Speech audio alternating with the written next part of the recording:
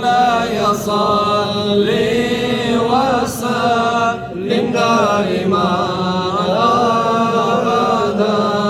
على حبيبك خير الخلق كلهم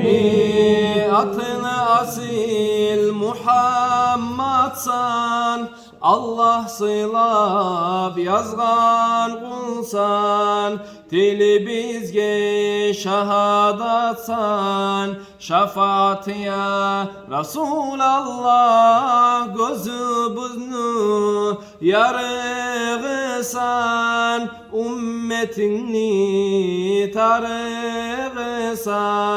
Allah ne süygen kulusan şafaat ya Resulallah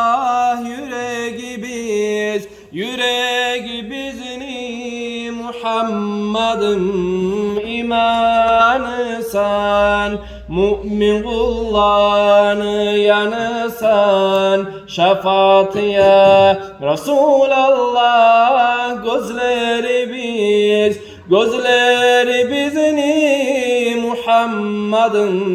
nuru sensen bar alam nebiyi sensen şefaat ya Resulallah tuğup yeryüzüne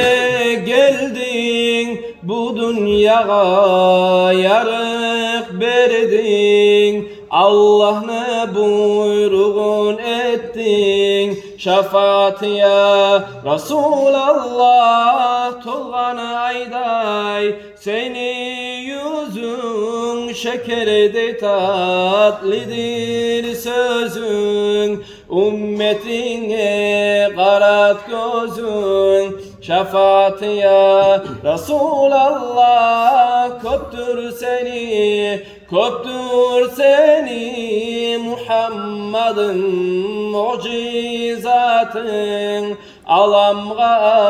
yanır atın Allah'a etken taatın seni uçun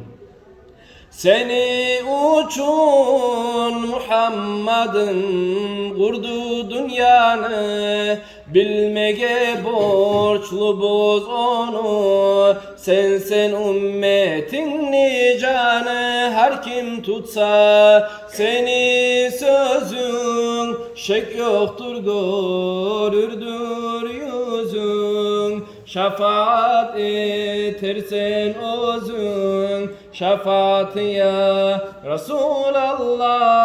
altın tacını giyer sen ol burakka miner sen ümmetin nice yarsan sen şefaat ya Resulallah Mevla'ya salli